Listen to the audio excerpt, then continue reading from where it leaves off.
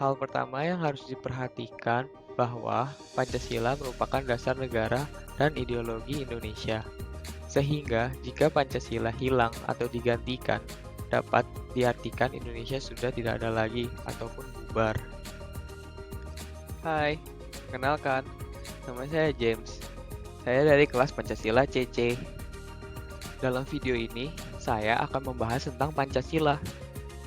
Hal pertama yang saya akan bahas, mengapa kita sebagai warga negara Indonesia harus menghormati dan menerapkan Pancasila dalam kehidupan kita sehari-hari. Dengan cara kita menerapkan Pancasila dalam kehidupan kita masing-masing, secara tidak langsung kita menghormati Pancasila. Tapi, kalau kita ingin menerapkannya, kita harus terlebih dahulu memahami Pancasila itu sendiri. Sila ke-1 ini menyatakan bahwa setiap warga negara Indonesia berketuhanan, sehingga diberikan kebebasan setiap individu untuk memeluk keyakinannya masing-masing. Untuk mewujudkan sila ke-1 ini, yang mana menimbulkan keragaman agama dalam masyarakat, oleh karena itu, setiap masyarakat harus mempunyai rasa toleransi yang tinggi. Negara Indonesia terdiri dari wilayah yang sangat luas dan berbagai ragam suku, ras, agama, antar golongan, sehingga Pancasila dibutuhkan untuk mengikat negara Indonesia. Dibuktikan sampai sekarang ini, Indonesia masih bersatu dan tidak terpecah belah. Terbentuknya negara Indonesia karena ada keinginan untuk bersatu dalam proses persatuan Indonesia. Kita harus mempunyai sikap cinta tanah air dan rasa nasionalisme untuk mempertahankan persatuan Indonesia. Demokrasi diciptakan melalui hubungan antara pemerintahan dan masyarakat, untuk rakyat oleh rakyat, dari rakyat. Tetapi, rakyat harus diberlakukan peraturan atau diatur oleh negara, agar tidak bersikap yang tidak diinginkan dan sebaliknya.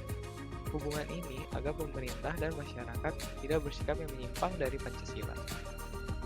Keadilan sosial ini adalah keseimbangan antara hak dan kewajiban setiap warga negara Indonesia. Jika seseorang menuntut haknya, maka ia juga harus melaksanakan kewajibannya sebagai warga negara Indonesia. Kita juga harus meratakan kemakmuran bagi seluruh wilayah yang mencakup seluruh rakyat Indonesia. Keadilan yang seperti sila kelima ini bukan tanggung jawab pemerintah. Keadilan ini merupakan tanggung jawab seluruh umat manusia. Karena keadilan yang diatur dalam pemerintah hanya berlandaskan secara hukum. Sebagai contoh, seseorang memberikan gaji setiap tanggal 29. Tetapi, karena lebaran tiba tanggal 29, orang tersebut memberikan gaji tanggal 20, dan ada juga yang tetap memberikan gaji pada tanggal 29. Secara keadilan, hukum tidak salah orang itu memberikan tetap tanggal 29. Oleh karena kasus ini, kita harus melihat keadilan secara sosial sebagai umat manusia.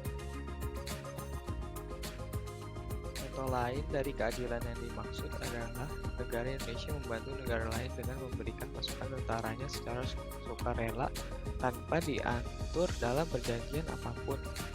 Yang menandakan di sini Indonesia mendukung keadilan. Hal yang penting juga dimiliki warga negara Indonesia adalah civic virtue.